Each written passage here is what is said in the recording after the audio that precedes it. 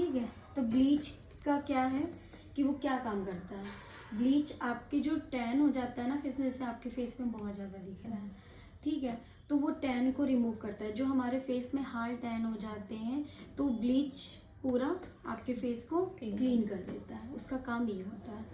दूसरी चीज, आपके जो हेयर होते हैं ना साइड के, तो जो ये ब्लैक दिख रहे होते हैं तो उसको क्या करता है, गोल्डन कर देता है, ठीक है। अब लाइट गोल्डन चाहिए, डार्क गोल्डन चाहिए, वो आपके एक्टिवेटर पे डिपेंड करता है। ज़्यादा डालोगे हैवी गोल्डन हो जाएंगे, कम डालोगे तो वो लाइट गोल्डन हो जाएंगे, ठीक है। ब्लीच हर किसी को नहीं दे सकते, ये भी याद रखना। जो कि बहुत कम लोगों को ब्लीच तो सीख जाते हैं करना, वो बहुत इजी है, बट ब्लीच किस स्किन में करना चाहिए ये नहीं बहुतों को पता होता है। वो किसी भी स्किन में उठा के कर देते हैं। तो प्रॉब्लम क्या आती है, जो सेंसिटिव स्किन होते हैं, जिनके दाने होते हैं या सेंसिटिव स्किन होती है, जिनकी सेंसिटिव स्किन होती है उनके दाने निकल आते हैं, रैसेस हो जाते हैं, और जिनके दाने मतलब होते हैं पहले से, वो ब्लैक पड़ जाते हैं। सब कस्टमर क्या कहता है, आपने क्या किया था, मेरा फेस खराब कर दिया, वो रीजन ही ये होता है, ठीक।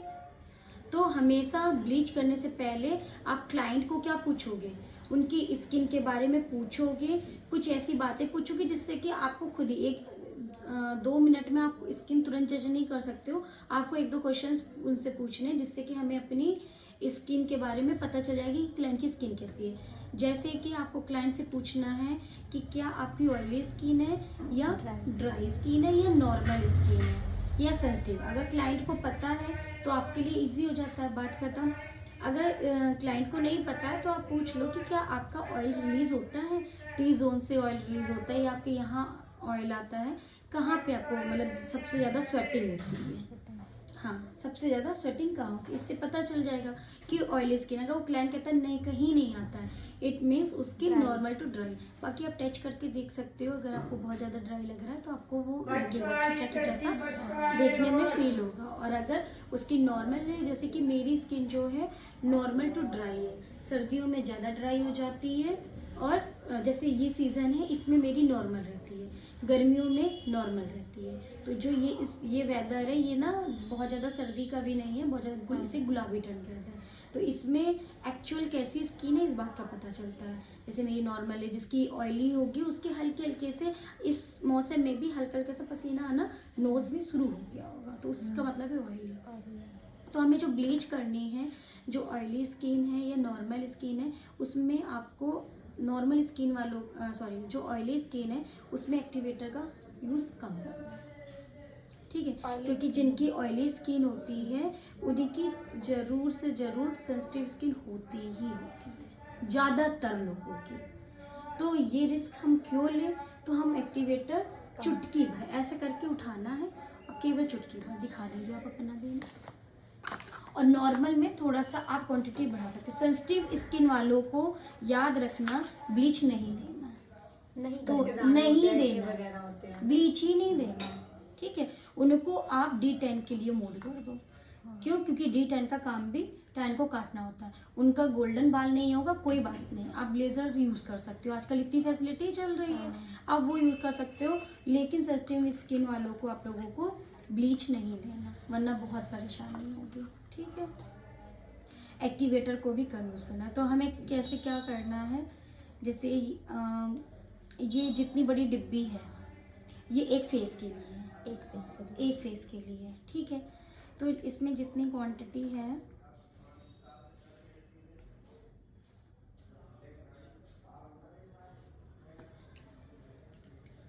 ये आपका फेस कवर कर देगा, इतना क्वांटिटी, इतना फेस आपका कवर कर देगा, ठीक है। तो आपको इस फेस के लिए एक्टिवेटर कितना डालना है ये मैं बता रही हूँ। सबसे पहले आप लोगों को ब्लीच करने से पहले, आजकल ये पोस्ट ब्लीच है, प्री ब्लीच नहीं, उसमें नहीं दिया प्री ब्लीच, इसमें प्री ब्लीच दिया नहीं है, लेकिन प्री ब्लीच भी आती है। ब्लीच क्या होती है? प्री ब्लीच होती है आपकी स्किन को वो प्रोटेक्ट करती है, क्योंकि ब्लीच आपका एक केमिकल होता है, तो आपकी स्किन को हार्म ना हो, प्रॉब्लम ना हो, तो ऐसे ही पैकेट में प्री ब्लीच होती है, ठीक है, वो स्किन में आप लगा दो, फिर उसके बाद आप ब्लीच करो, ठीक है, ये बात समझ में। ब्लीच को हटाने के बाद 15 मिनट आपको ब्लीच को रखना है, उसको हटाने के बाद आपको पोस्ट ब्लीच का यूज करना है, ठीक है, एक सेकेंड, पोस्ट ब्लीच को यूज करना है। उससे पहले आप ये याद रखिए, नॉर्मल टू ड्राई स्किन है तो आपको 15 मिनट देने हैं, नॉर्मल टू ड्राई स्किन में 15 मिनट देना है, और अगर ऑयली स्किन है तो आप लोगों को 10 मिनट देना है, 10, और फिर क्लीन कर देना, ठीक, क्योंकि वो उनको प्रॉब्लम कर सकती है। और क्लीन करने के बाद आपको ये पोस्ट ब्लीच लगानी है, पूरा अच्छे से पानी से क्लीन करने के बाद पूरे। तो इससे क्या है, किसी भी तरीके के आपको दाने नहीं होंगे, कोई रैसेस नहीं होगा, कोई प्रॉब्लम नहीं होगा, बहुत अच्छे से आपकी ब्लीच वर्क करेगी। बहुत से स्टूडेंट होते हैं या मानो जिनको ब्लीच करनी आती है, उनको लगता है मुझे ब्लीच करनी आती है, इतना एक्टिवेटर डालते हैं, इतना उनको पूरी फुल नॉलेज ही नहीं होती कि स्किन होती क्या है, किस टाइप की होती है, क्या करना है, कितनी देर देना है, उसके पहले क्या लगाना है, उसके बाद क्या लगाना है। तो क्या होता है, क्लाइंट क्या कहता है कि मेरे प्रॉब्लम हो गई, वो रो होती है। इसलिए आज दिन तक मुझसे कभी ब्लीच की प्रॉब्लम कभी क्लाइंट की नहीं हुई, क्योंकि मैं पहले समझती हूँ उसके बाद ब्लीच देती हूँ। अगर आपको लगता है कि नहीं इनकी स्किन में प्रॉब्लम हो सकती है, आप उनको टैन के लिए मोड कर दो, है ना। तो ये बात समझ में। अच्छा, एक्टिवेटर कितना डालना है,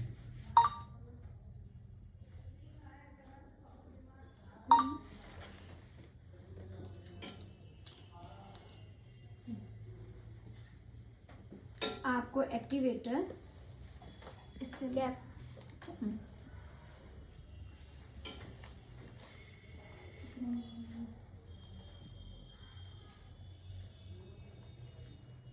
ये देखिए, ये एक चुटकी है,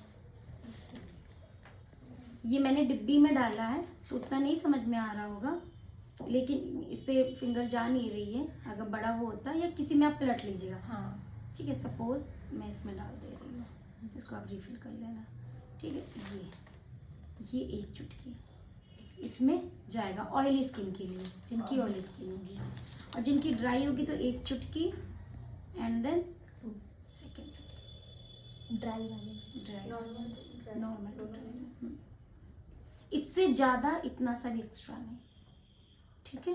और बाकी ऑयली स्किन है आपकी तो एक चुटकी। ये बात समझ में आ गई, ठीक है। अब आप ये ब्लीच की हमने पूरी एक्सप्लेन कर दिया कि कैसे क्या है। आप थ्योरी लिखो, फिर ये टाइम के अकॉर्डिंग अगर टाइम बचा तो मैं इसकी प्रैक्टिस करा दूंगी, आप ब्लीच लाया हो ना, और अगर टाइम नहीं बचा तो फिर नेक्स्ट डे, ठीक है।